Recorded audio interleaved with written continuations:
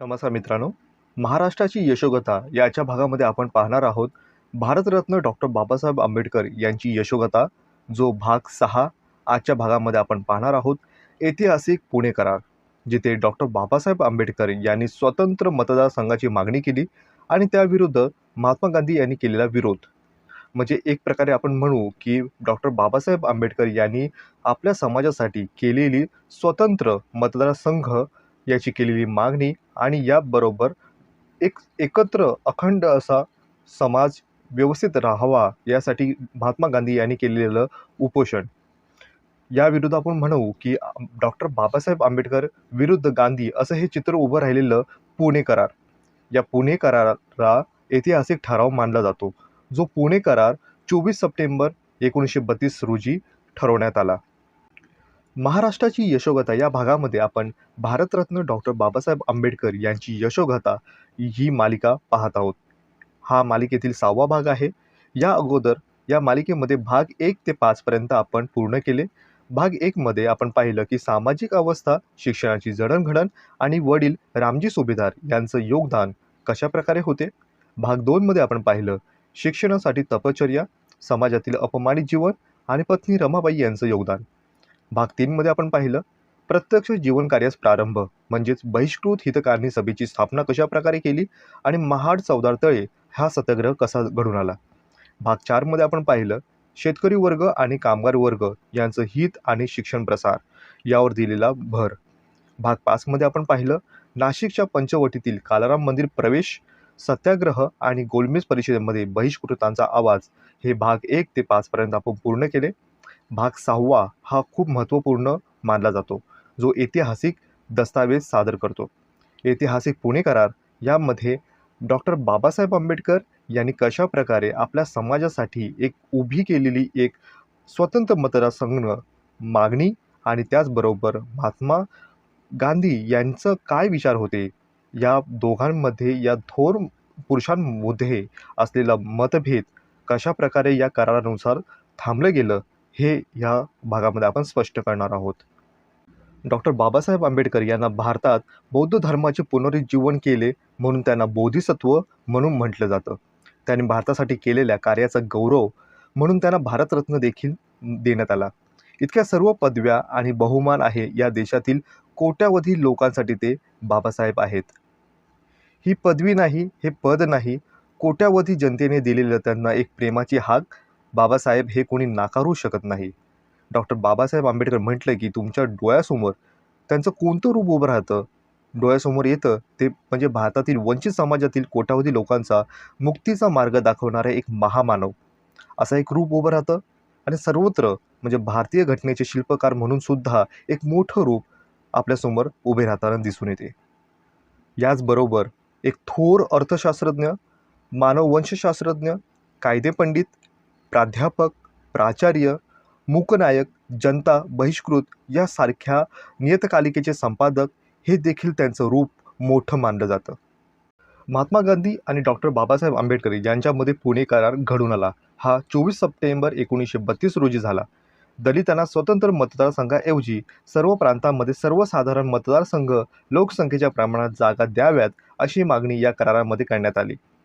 त्यावर डॉक्टर बाबासाहेब आंबेडकर, पंडित मदन मोहन मालवीय, मुकुंद राव जयकर, सी राजगोपालचारी आदी या पुढारीकाऱ्यांच्या सह्या होत्या. हा करार म्हणजे आंबेडकर गांधी करार, गांधी आंबेडकर करार, येरवडा करार या नावाने सुद्धा ओळखला जातो. 24 सप्टेंबर 1932 रोजी येरवडा जेलमध्ये या दिवशी पुणे करार सही करण्यात आली. या दिवशी पुणे करार कागदपत्रावर अक्षरबद्ध झाला. त्यापूर्वी ब्रिटिश सरकारने योजलेल्या लंडन येथील गोलमेज परिषदेच्या 2 फेऱ्या पार पडल्या होत्या आणि तिसरी फेरी होणार होती हे ठाऊक झाले होते. गोलमेज परिषदेच्या पहिल्या फेरीत महात्मा गांधी अनुपस्थित होते. डॉक्टर बाबासाहेब आंबेडकर मात्र सर्वत्र झालेल्या या परिषदेमध्ये त्यांनी आपली हजेरी लावली. त्याचप्रकारे त्यांनी जातीप्रथेमुळे दलितांवर होणाऱ्या अन्याय तसेच दलितांची दुर्दैवी त्यांची होणारी अवस्था याची पूर्णपणे कहाणी जगासमोर मांडली होती. दुसऱ्या फेरीत ब्रिटिश सरकारने जातीय निवाडा जाहीर केला तेव्हा दलितांना स्वतंत्र मतदारसंघ मिळतील हे जगाला कळले. महात्मा गांधींना दलितांसाठी वेगळी चूल मांडली जाणे हे मुळातच त्यांना मान्य नव्हते. हिंदू समाजाची शकले पडणे, सवर्ण आणि दलित यांच्यात सदैव पक्की भिंत उभी राहणे महात्मा गांधीजींना कदापि मान्य नव्हते. गांधीजींना आणखी एक दावा होता की तो काँग्रेस पक्ष अवघ्या भारतवर्षाचे प्रतिनिधित्व करतो. तेव्हा डॉक्टर बाबासाहेब आंबेडकरांचा वेगळा पक्ष दलितांची वेगळा पुढे नेण्याचा आणि जो वेगळा मार्ग चोखाळण्याचा हा जी घटना आहे ती गांधीजींना सदैव मान्य नव्हती होणार होती. म्हणून हा पुन्हा अट्टहास त्यांचा होता. या विचाराविरुद्ध डॉक्टर बाबासाहेब आंबेडकर यांचं मत होतं की मी दलित म्हणून माझ्या जन्मापासून सर्व त्या भेदभावांचा शिकार झालो आहे. म्हणूनच अस्पृश्य जातीच्या दुखणं त्यांचे गाऱ्हाणं याचा वाचा मी फक्तच फोडू शकतो. दलितांचा सच्चा प्रवक्ता या नात्याने या समाजाचा कैफियत मांडण्याचा, त्यांना न्याय मिळवून देण्याचा माझा हेतू आहे आणि हा हेतू सगळ्यांनी या समाजातील लोकांनी समजून घेण्याची गरज आहे. या आशयाचा डॉक्टर बाबासाहेब आंबेडकर यांनी युक्तिवाद समर्थपणे केलेला दिसून येतो. नुकतीच चालीशी ओलांडलेले एक बुद्धिमान दलित युवक याविरुद्ध सुप्रसिद्ध वृद्ध नेत्याला आव्हान देताना हे दृश्य अनोखे होते. साहजिकच भारतात आंबेडकरांच्या विरोधात रान पेटले होते. महात्मा गांधीजीही हट्टाने उपोषण करण्यास सिद्ध झाले होते. ब्रिटिश शासनाच्या दलितांसाठी वेगळी चूल मांडण्याचा पवित्रा गांधीजींना पूर्णतः अमान्य होता. म्हणूनच ब्रिटिश शासकांनी दलितांसाठी वेगळे स्वतंत्र मतदारसंघ निर्माण करण्याचे धोरण रद्द करावे या उद्दिष्टासाठीच गांधीजींनी उपोषणाला बसले होते. मुसलमान ख्रिश्चन यांच्यासाठी स्वतंत्र अशा मतदारसंघ याचा गांधीजींना पाठिंबा आहे. मग दलितांना मात्र स्वतंत्र मतदारसंघ का नाकारतात हा आंबेडकरांचा मोठा प्रश्न गांधीजींना होता. याचं अनुवृत्तीत उत्तर होतं. महात्मा गांधीजींनी आपल्या भूमिकेसाठी चिटकून राहिले तेव्हा मालवीय, जयकर, सप्रू वगैरे इतर नेत्यांनी विधिमंडळातून दलितांसाठी 128 जागा आरक्षित ठेवण्यात आणि 71 जागांपेक्षा 77 अधिक जागा दलितांना या प्रकारे दिल्या जाव्यात असा प्रस्तावही मांडला होता. आंबेडकर ही व्यक्ती बहिष्कृत भारताच्या आशेची, आकांक्षेची व शक्तीची प्रतीक ठरते. त्यांना आता कोणीही दबवू शकणार नाही असा सर्वत्र विश्वास पसरलेला होता. नवीन युगाच्या उंबरठ्यावर त्यांनी दलितांना आणून उभे केले होते. अस्पृश्यांच्या मृतवत देहात नवीन रक्त, नवीन उत्साह, नवीन ओज ओतून त्यांना सचेतन केले. या जाणीवेमुळे, या शक्तीमुळे, या दृष्टीमुळे कोणत्याही संकटाला तोंड देऊन ते टिकाव धरतील असे आता वाटू लागले होते. त्याच दिवशी 114 संस्थांच्या वतीने डॉक्टर बाबासाहेब आंबेडकर यांनी मानपत्र देण्यात आले. आपल्या लोकांचे आपल्यावरील प्रेम आणि आपल्याविषयी कृतज्ञतेची भावना पाहून ते गहिवरले. त्यांच्या तोंडावाटे काही शब्द फुटेना असे झाले होते. गोलमेज परिषदेतील कामगिरीच्या यशाचा धनी मी नव्हे, त्या यशाचे धनी येथे जमलेले माझे असंख्य बंधू भगिनी आहेत. हे सर्वत्रच आहेत. नेत्यांच्या प्रयत्नाच्या आणि अनुयायांच्या एकमताने, एकजुटीने पाठिंबा मिळवायला हवा होता. तुम्ही तुमच्या अंतःकरणात जागृतीचा, स्वाभिमानाचा, स्वातंत्र्याचा दीप तेवत ठेवत तो उज्ज्वल करा. मी मनुष्य आहे. माझ्या हातून चुका झाल्या असतील, पक्षपात घडला असेल, त्याविषयी मी क्षमा असावी. मी गांधीजींना विरोध केला म्हणून काँग्रेसने मला देशद्रोही ठरवले. मी या आरोपाची मुळीच बाळगीत नाही. माझी मनोदेवता मला सांगते की हा आरोप धातांत खोटा आहे. माझ्या बांधवांनी गुलामगिरीतून सुटका करण्याचा उच्च ध्येयास महात्मा म्हणविणाऱ्या व्यक्तीकडून प्राणपणाने विरोध व्हावा हीच गोष्ट जगाच्या दृष्टीने चमत्कारिक आहे. गोलमेज परिषदेच्या सर्व कार्यांचा नीट शांतपणे विचार केल्यावर हिंदूची भावी पिढी मी राष्ट्राची चोख कामगिरी बजावली असाच निर्वाणा देईल अशी माझी खात्रीसुद्धा आहे. आपण मला देवपदाला चढवू नका. एखाद्या व्यक्तीला देवपदाला चढवून इतरांची आंधळेपणाने त्याच्या मागे धाव जाणे हे मी तरी कमकुवतपणाचे लक्षण मानतो. गांधीजींना 3-4 वेळा आपण लंडनमध्ये कसे भेटलो. गांधीजींनी आगा खानांना कशी कुराणची शपथ घालून अस्पृश्यांच्या मागण्यांना पाठिंबा देऊ नका असे विनवले ही माहिती त्यांनी सभेत पूर्णपणे दिली. जातीय निवाड्यामुळे भारतीय राजकारण उग्र स्वरूप धारण करत होते. राजकारणामध्ये आणीबाणीचा प्रसंग उद्भवणार असा रंग दिसू लागला होता. विलायत येथून आल्याबरोबर गांधीजींना 4 जानेवारीला सरकारने येरवडा येथे तुरुंगात ठेवले. स्पृश्य हिंदूपासून अस्पृश्यांना अलग करू नये असा त्यांचा आग्रह होता. तशी त्यांनी प्रतिज्ञाही केली होती. अस्पृश्यांना स्वतंत्र मतदारसंघ दिले तर आपण प्राणपणास लावून त्या गोष्टीचा प्रतिकार करू अशी त्यांनी ब्रिटिश मंत्रिमंडळाला तंबीस दिली होती. आणि अस्पृश्यांचा स्वतंत्र मतदारसंघ दिले असे जाहीर होताच ही स्वतंत्र मतदारसंघाची योजना ब्रिटिश सरकारने रद्द केली नाही तर मी मीठ किंवा सोडा घातलेले नुसते पाणी पिऊन प्राणांतिक उपोषण करीन अशी त्यांनी येरवडा बंदीगृहातूनच घोषणा केली. ख्रिश्चन, मुसलमान, शीख यांना स्वतंत्र मतदारसंघ देण्याचा गांधीजींना तत्वतः विरोध दिसला नाही. अस्पृश्यांना गांधीजींना पवित्रा अन्यायी जुलमी वाटावा यात नवल नाही. दुसरा महत्त्वाचा मुद्दा असा की ब्रिटिश पंतप्रधानांना अल्पसंख्याकांचा प्रश्नासंबंधी निवाडा देण्याविषयी अल्पसंख्याक समितीच्या सदस्यांनी ब्रिटिश पंतप्रधानांना जे विनंतीपत्र सादर केले होते त्यावर गांधीजींनी स्वाक्षरी केली होती. नैतिकदृष्ट्या तो निवाडा त्यांना बंधनकारकच होता, परंतु राजकीयदृष्ट्या पराभूत झालेल्या गांधीजींना जगाचे लक्ष भारतावर वेधावे म्हणून आणि विशेषतः स्वतंत्र मतदारसंघ मिळवण्याचे आंबेडकरांचे प्रयत्न निष्फळ ठरावेत म्हणून या आमरण उपोषणाची कास धरली होती. गांधीजींच्या या चरित्राचे खरे मर्म म्हणजे त्यांच्या कर्मयोग, त्यांचा कृतिशूरपणा. उच्च ध्येयाचे प्रेरित होऊन अखंडपणे कार्य करीत राहिल्यामुळे त्यांना ती प्रचंड शक्ती प्राप्त झाली होती. तुरुंगात असताना सुद्धा भारताच्या भवितव्याशी निगडीत असणाऱ्या त्या निवाड्याकडे पाहत ते स्वस्थ बसले नव्हते.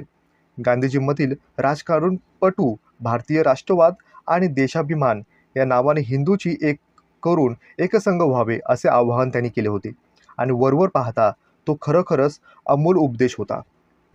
गांधीजींच्या निर्धारामुळे देशामध्ये मोठी खळबळ उडाली होती. हे क्रमप्राप्तच होते. गांधीजींनी आणि सरकार यांना प्रकट विनंती करण्यात आली होती. राजेंद्र प्रसाद म्हणतात की हिंदू धर्माची कसोटीची वेळ आली होती. हिंदू समाजामध्ये जिकडे तिकडे हाहाकार उडाला होता. अनेकांचं मानसिक ताण ही जाणवत होता. हा प्रश्न सोडवण्यासाठी या दृष्टीने आणि गांधीजीचे प्राण वाचवण्यासाठी आपण मुंबईत 19 सप्टेंबर रोजी परिषद भरवणार आहोत असे सिमल्याहून पंडित मदन मोहन मालवीय यांनी एक पत्रकच प्रसिद्ध केले होते. याविषयी आंबेडकरांना त्यांनी तारेनेही कळवले होते. गांधीजींचा जीव वाचवणे म्हणजे ब्रिटिशांनी आपला निर्णय बदलणे, त्यात बदल करावायचा. ज्या आंबेडकरांनी सवलती प्राप्त केल्या होत्या त्या आंबेडकरांनी संमती मिळवणे या प्रकरणामध्ये महत्त्वाची व्यक्ती म्हणून आंबेडकरांकडे सर्व भारताचे लक्ष लागले होते. नियतीची विचित्र लीला अशी चालू होती. वृत्तपत्रे आंबेडकर हे अस्पृश्यांचे नेते आहेत असे मानित नव्हते.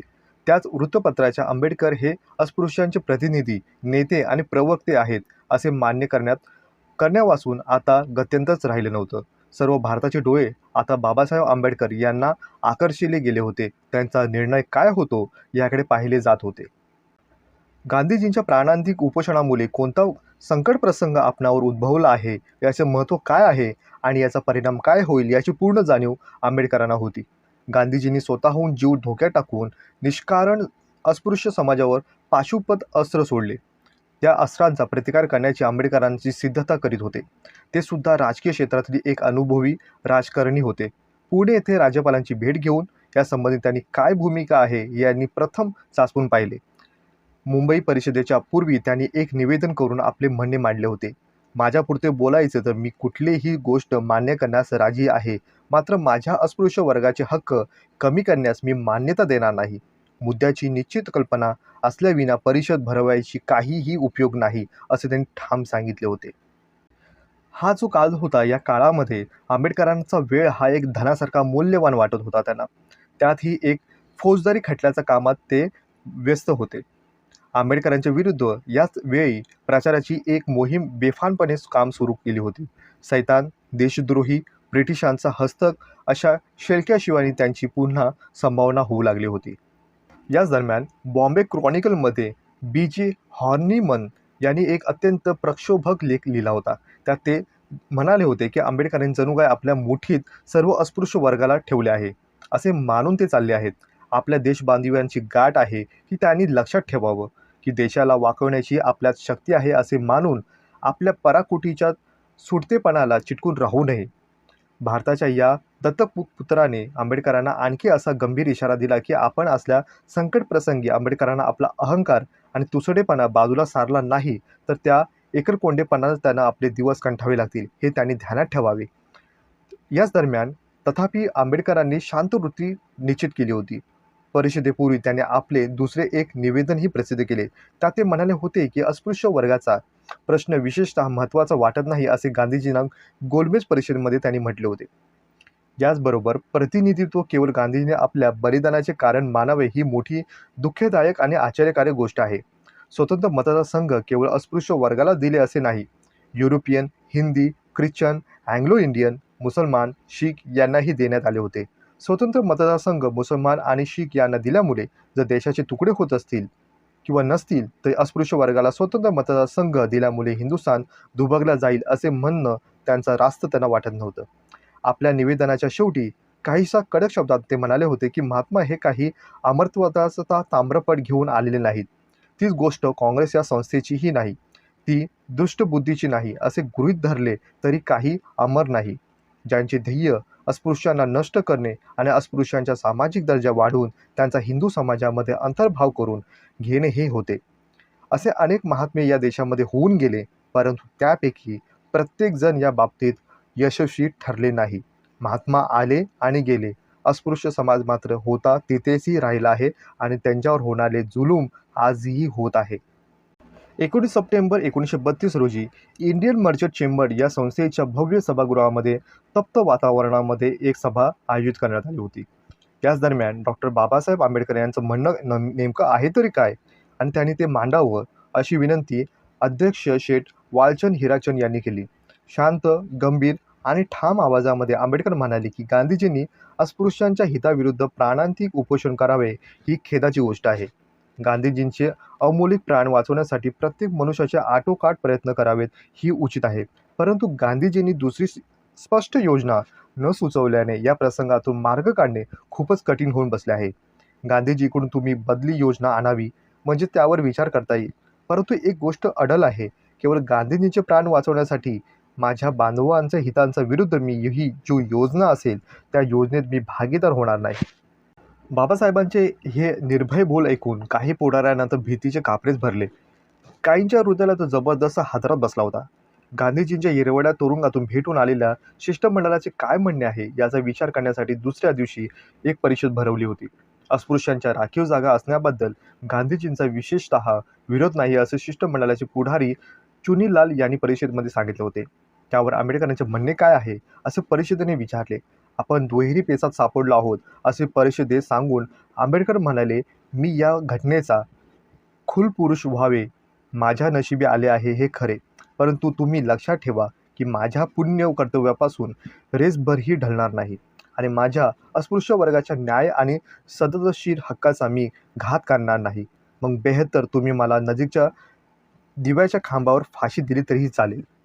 अस्पृश्य वर्गाचे स्वतंत्र मतदारसंघ रद्द करण्याविषयी ब्रिटिश पंतप्रधानांना तार करावी अशी सूचना काही पुढाऱ्यांनी आंबेडकर यांना दिली. आंबेडकरांनी त्यांना निक्षूक सांगितले की माझ्यासमोर दुसरी योजना आल्याशिवाय ब्रिटिश पंतप्रधानांनी दिलेल्या स्वतंत्र मतदारसंघाचा त्याग करावयास मी तयार होणार नाही. हातचे सोडून मृगजलाच्या पाठीमागे जाण्यास काही अर्थ नाही. सर्वांच्या चेहऱ्यावर निराशेची घनदाट छाया पसरू लागली होती. भारतीय राजकारणातील तो अत्यंत आणीबाणीचा असा प्रसंगच होता. असलेली प्रवृत्ती मंडळी जेव्हा तुरुंगात गांधीजींना भेटण्यासाठी गेली तेव्हा एक लोखंडी खाटेवर चटई टाकून पडलेले होते. खाटेवर आंब्याच्या झाडाची सावली पडली होती. सरदार पटेल आणि सरोजिनी नायडू अशा दोन शेजारी बसले होते. खाटेजवळ पाणी, मीठ आणि सोडा याच्या बाटल्या होत्या. तुरुंगाबाहेर विरोधकांचे प्रचंड वादळ घोघो करीत होते, तर तुरुंगात भुरळ पाडणारी ती निशब्द शांतता टिपून बसली होती. अशा स्थितीतही आंबेडकर आणि शांत, स्थिरचित्त, धीरगंभीर अशा स्थितीमध्ये तिथे पोचले होते. आंबेडकरांचे अस्पृश्य वर्गावर प्राणापलीकडे प्रेम होते. त्यांच्या हिताची ते आपल्या प्राणांपेक्षा अधिक काळजी घेत. स्वाभाविकच भावनाशील असल्यामुळे ते गांधीजी सोबतच्या वातावरणामध्ये कारुण्यजनक दृश्य पाहून ढळाढळा रडले असते, परंतु युगानयुगे अस्पृश्य वर्गीयांच्या भोगावी लागणारी ती अमानुष दुःखे, हालअपेष्टा याच्या आठवणीमुळे त्यांनी मन आणि हृदय रेसभरही ढळू दिले नाही किंवा मेणासारखे वितलूही दिले नाही. भावनावश होऊन ते वाहून जाऊ शकलेच नाही. महाराष्ट्राच्या इतिहासामध्ये असे अनेक प्रसंग घडले असतील, पण आपले राजकीय जीवन मुठीत धरून समोर उभ्या ठाकलेल्या प्रसंगाला ते धैर्याने तोंड देत होते. 26 सप्टेंबर रोजी ब्रिटिश मंत्रिमंडळाने पुणे करारावर ब्रिटिश लोकसभेकडून शिक्कामोर्तब करून तो मंजूर करून घेतला. त्याच दिवशी हिंदू महासभेने आपल्या दिल्लीच्या अधिवेशनात पुणे कराराला मंजुरी दिली. पुणे कराराच्या बातमीला लाटा देशातील कानाकोपऱ्यामध्ये पसरल्या. या कराराची माहिती सर्व जगामध्ये विद्युत गतीने पसरली गेली. या करारामुळे अस्पृश्य वर्गाचे एकमेव नेते डॉक्टर बाबासाहेब आंबेडकर हेच आहेत असे पुन्हा एकदा सिद्ध झाले. ज्या काँग्रेस पुढाऱ्यांनी आणि पत्रांनी पुणे करारापूर्वी आंबेडकरांचे नेतृत्व नाकारले, त्यांनीच आता आंबेडकरांची करार करून आंबेडकर हेच अस्पृश्यांचे एकमेव प्रतिनिधी आहेत, एकमेव पुढारी आहेत असे हे मान्य केले. हा करार होत असताना दोन्ही बाजूंनी देवाणघेवाण झाली. जातीय निवाडाप्रमाणे अस्पृश्य वर्गास एकंदर 51 जागा मिळत होत्या, तर आता अस्पृश्य आणि स्पृश्य याच्यामध्ये तडजोड करून निवाडाप्रमाणे स्पृश्य हिंदूंना त्यांना 148 जागा दिल्या. त्याचबरोबर आपले इच्छुक स्वतःच स्वतंत्रपणे निवडून स्पृश्य हिंदूचे प्रतिनिधीही निवडण्याचा अस्पृश्य वर्गात जातीय निवाड्याचे जो हक्क दिला होता, तो हक्क आता ते गमावून बसले होते. अशा प्रकारे पुणे करारात अटी जे घालण्यात आले ते अस्पृश्यांसाठी 148 जागा हे राखीव देण्यात याव्या, अस्पृश्यांसाठी उमेदवार हे अस्पृश्य मतदार निवडतील असे सांगण्यात आले. मध्यवर्ती कायदे मंडळात सुद्धा अस्पृश्यांचे प्रतिनिधित्व असावे. अस्पृश्य उमेदवार पॅनेलची पद्धत ही 15 वर्ष राहावी आणि त्यानंतर सर्व जातीमध्ये एकवाक्यता झाल्यास ते बंद करावे. स्थानिक स्वराज्य निवडणुका, शिक्षण, नोकऱ्या तसेच इतर फायदे अस्पृश्यांना मिळावे. या करारात ही अटींना संमती देण्यात आली आणि त्यानंतर महात्मा गांधी यांनी आपले उपोषण सोडले. पुणे करार हा अनेक अंगाने भारतीय राजकारणासाठी महत्त्वाचा करार होता. या करारामुळे अस्पृश्यांच्या न्याय प्रतिनिधित्व मिळाले, संपत्ती बाळगण्याचा अधिकार मिळाला, शिक्षण, नोकरीमध्ये राखीव जागा या सर्वांनी ही जी बीजे आहेत ही पुणे करारात रोवली गेली होती. अशा रीतीने स्पृश्य हिंदूंच्या पुढाऱ्यांना आपल्या बाजूला वाकवण्याचा शक्तीस अस्पृश्य हिंदू मुकले हे खरे. स्पृश्य हिंदूंना अस्पृश्य वर्गाचे प्रतिनिधी निवडण्याचा हक्क लाभला.